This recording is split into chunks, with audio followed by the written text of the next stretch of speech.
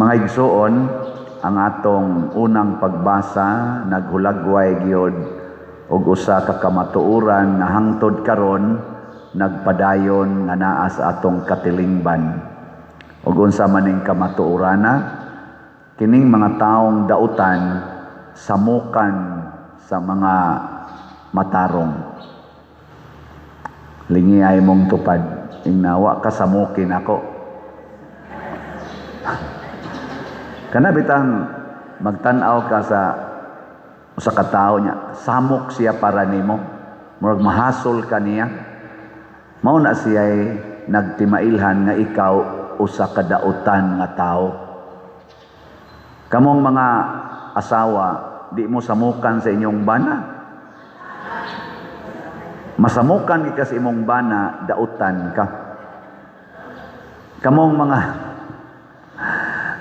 bana, di mo samukan sa inyong asawa. Samok? Dautan sad mo. Kamong mga parishioners, wa mo samuki aning sige pamaligyag sila. Wa, abuutan de mo. Ang pare, dili samukan sa parishioners. So, tiban ha? Matod pa ni King Solomon, maunay kinaiyas mga dautan para nila samok ang mga matarong. Nya unsa may ilang sunod buhaton kay samok man papahawaon nato sila. Ato ni silang wagtangon sa atong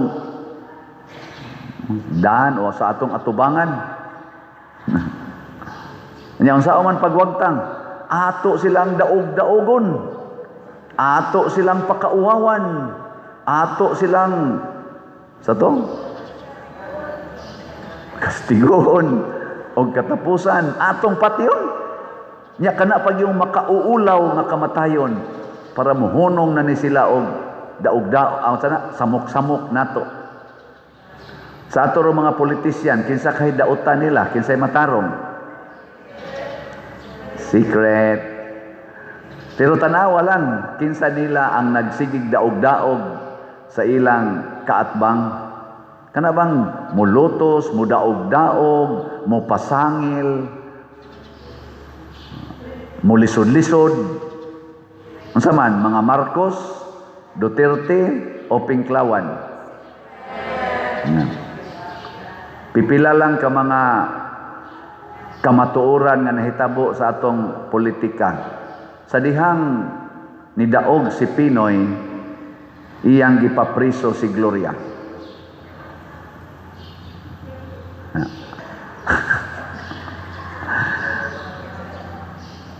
Sa dihang nidaog si Duterte,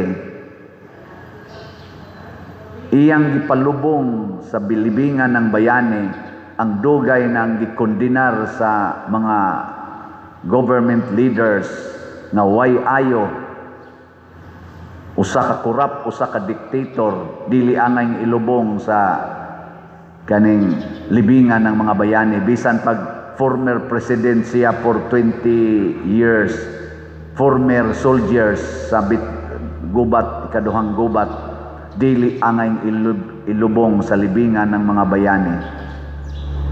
Kadtong President Marcos Sr. Pero gipalubong ni Duterte. Nana.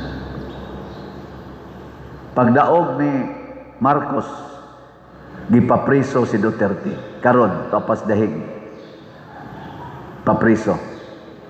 Gipa-impeach ang iyang vice presidente nga anak sad ni Duterte, nga iyang katandim sa ilang unit team sa una. Kutob sa musulti, kinsay tinuod nga nagpasiugda sa korupsyon, sa flood control, sa PhilHealth, ug sa uban pang mga korupsyon nga niabot nag-trillions, mahiagom gyud sa malisod nga kahimtang sa kinabuhi. Mapriso, makontempt, o mamatay. Mahog sa Kinon Road. Makita na nato din Kinsa nila ang dautan o kinsa usab ang matarong in quotation. Pero mao lang na siya basic. Mao na ang kinabuhi sa matarong sama sa kinabuhi ni Kristo o sa mga santos, dili sila hasulan sa mga dautan. Tanawa si Kristo, nilihay siya sa Hudiya, dinis atong ebanghelyo, nilihay siya sa Hudiya kay nagplano ang mga leader sa mga Hudiyo nga patyon siya. Pero niadto siya. Wa siya hasuli ba? Wa siya mingon, hasul di ko ana, hasul. Mao bitan na dinhi sa ato, mailhan na nimo mga dautan inigsimba, magpalayo na sila. Magpalayo ba kanang dili sila moduol. Mao bitanan kita moingon kita, ayaw ninyo bakantihi ang lingkuranan at tubangan nimo. Na gani bakanting lingkuranan, lingkore. Pero kanang mga tao nga inigsimba na bakanting lingkuranan silang atubangan, di mo lingkod kay maduol siya siyang isig ka magsisimba, hasol, dautan na. Hindi ko na be, kamong naay tagaan tamog second chance kay doon naman sa giingon nga unsa titubag nato sa Salmo. Ang Ginoo haduol sa mahinulsolon o kasing-kasing. Isuway ko no hinulsol, paduol ko no mo anang inyong inyong atubangan nga naibakante pang lingkuranan. Ready? Go. Nanay naghinulsol. Congratulations. Pero nagiuban dautan gyud, no? Wa gyud mo lihok. Okay. At kanay testing lang ning ato o tanawa. Di ba nindo tanawon? Nya kamong uban, pabilin ra gyud mo des inyong gilingkuran. Sa ato padautan gid ay mo. Hasol para ninyo ang pagbalhin, hasol ang pagpaduol sa inyong isig katao. Wow, congratulations. Ubay-ubay gyud ang niirog. Kanindot unta kundo na say paghinulsol kini mga dautan natong mga politicians. Kanang mga politicians nato naa sa executive, naa sa legislative. Kay murag sila may starring kay karon ang executive ug ang legislative. Arang-arang ang diri sa judiciary kay murag medyo nindot-nindot. Maghinulsol na unta kanang mga dautan diha, kanang siging panglutos anang ilang mga kontras politika. Nya gikalimta na ang panginahanglan sa tinuod nga nagtinga, ingnon ko lang nagtinga sa kalisod nga mga pobreng Filipinos nga purting daghana apil na ta dinhi. Nagtinga ang mga drivers kay di na sila mukita, di lang gyapon tagaag increase sa atong presidente ang plitihan kuno. Hinoon magtinga man sa tang mo pliti, pero kanang yun ana ba? Nagtinga na ang mga drivers, nagtinga na ang mga kaning gitawag natong average nga mga workers sa kompanya. Samot na gitong way mga trabaho. Nagtinga na ang atong mga mag-uuma. Mahal kaayo ang ilang gamiton para pagpanguma, pero barato kaayo inigbaligya nila. Wa pagyoy farm to market road, magsige pagpasan karga purting mahalag suhol. Mangga lang namo dito sa kahugan, wa pagid na makarsadahi hangtod karon. Mabati magay namo dito ang sirbato sa sakyanan diri sa ubos.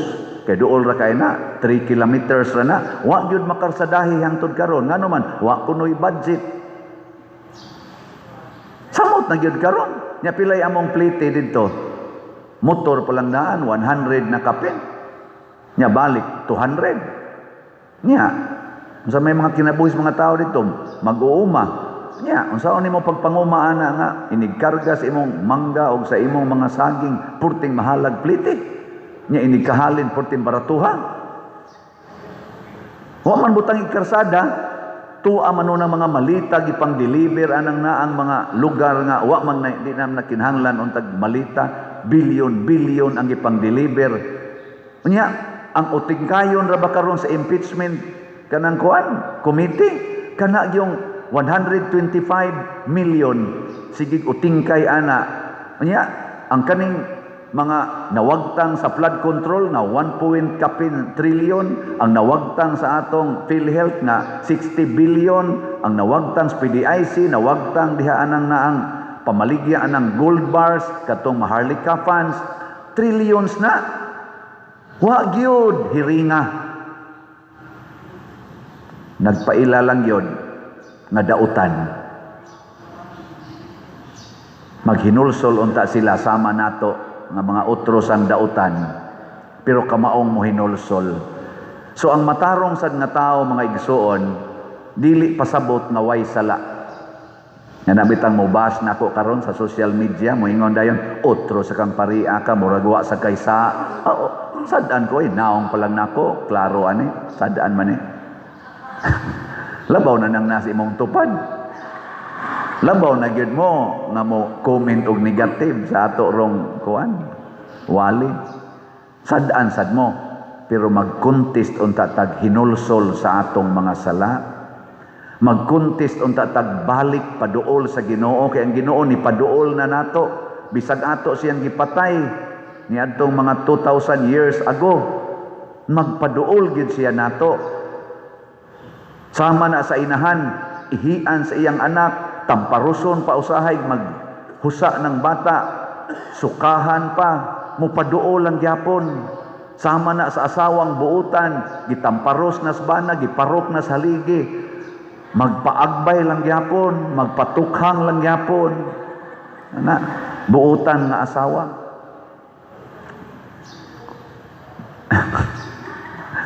Gabi aligre kayo tano, naghimo ta sa atong pista ni San Jose.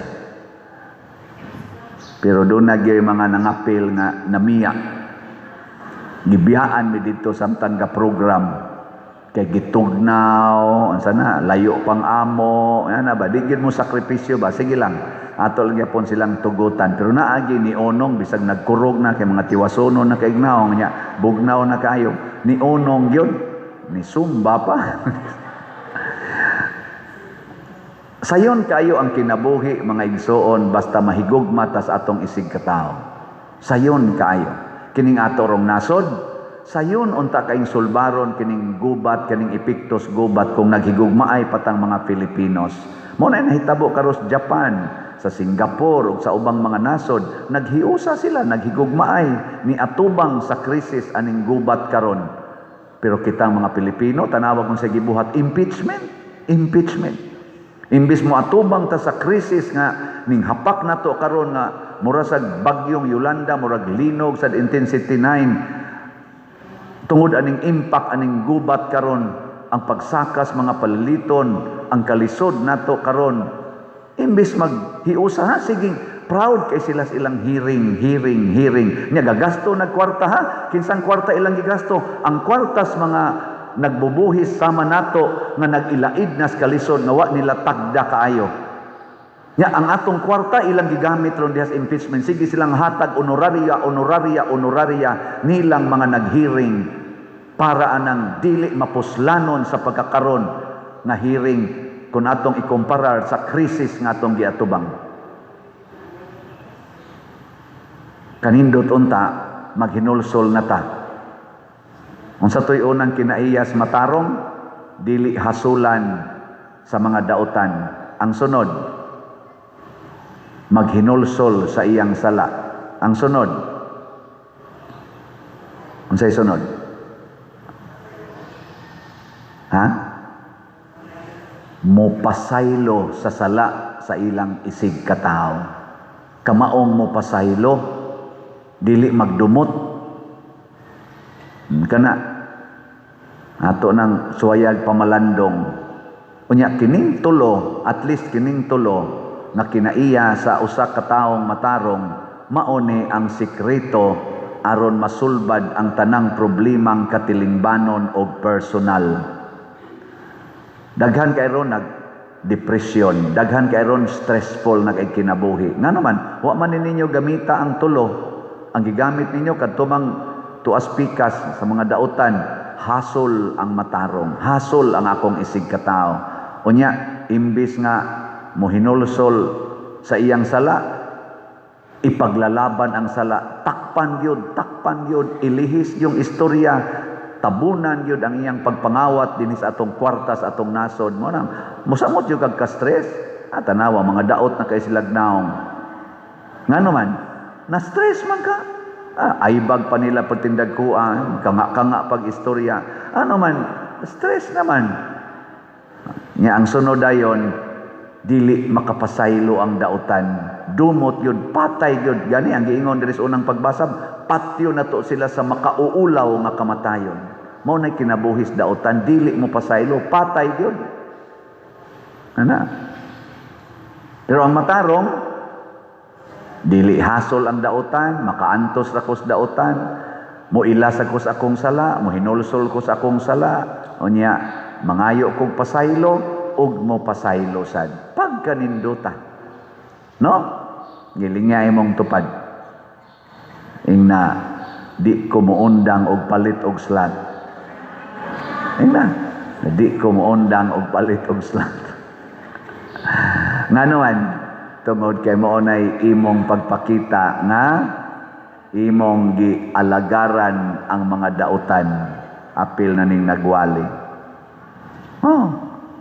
Kitang tanan dinhi sa simbahan, we are all sinners. Nya kung muhatag ka para sa simbahan, nya himuon natong project sa simbahan, ang mopahimos ana kitang tanan. Parehagod atong although sa tanang mga nagda sa atong gobyerno nga nakahimog mga nindot nga mga proyekto sa atong nasod. Hisgutan lang nato kanang build ni President Duterte o sa uban pa mga presidente nga doon na sa gibuhat. Karon napriso siya dito sa dahig kay crime against humanity. Ang nag-accuse niya dito o ang nagpapriso niya dito hangtod karon nagpahimos na sila sa gibilin nga ligasiya ni President Rodrigo Duterte. Una, kaning iyang build. Wa may presidenteng naghimo ana nga ang karsada na nagko, mga taytayan, nga nindot kaayo. Pero kanarong nag-accuse niya o nagpapriso niya, gasigi sila agi ana, gapahimo sila. Ikaduha, kadtong gadakop niya, mga pulis man to nato, pinanguluhan ni General Torre, ambot asa na Ros Torre. Kanang nagpahimo sila sa increase sa ilang sweldo o mga benefits nga giaprubahan ni President Duterte na purtig yung nagkuas ilang increase. Hangtod karon nagpahimo sila ana, pero sila'y nagpapriso sa nag-approve para ma-increase. Appeal sila ni ana. Appeal sa ta. O kamo mga government workers. Ikatulo, katong pagpa-increase niya sa number of years sa kaning sana lisensya. Hasta ang nagkuan niya dito, hasta nang nagpapriso niya dito, daghan nila og sa ilang mga kaliwat, ilang mga pamilya nagpahimo sa anak karon.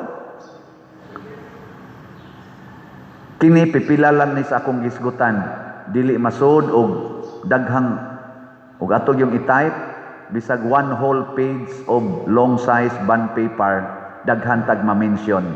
Ug ang uban sa mga presidente ug mga kuan nakahimo sa dana. Pero gipapriso ang atong former president kay dunay crime against humanity. Ang nag-accuse, nagpahimulos sa gibuhat niya nga ligasiya para sa entire Filipino humanity. Ato na lang nang iyampos Ginoo og maghimo tag atong kaugalingong pamalandong likaya nato nga mahimo tang mga dautan. I-maintain nato nga mahimo gyud unta tang buutan. Ug unsa toy batasan sa buutan nga tao? Repeat. Nawa na, nalimot na. Dili hasulan sa mga dautan. Ikaduha, maghinulsol sa mga sala. Ikatulo, mopasaylo sa mga sala sa iyang isig katao.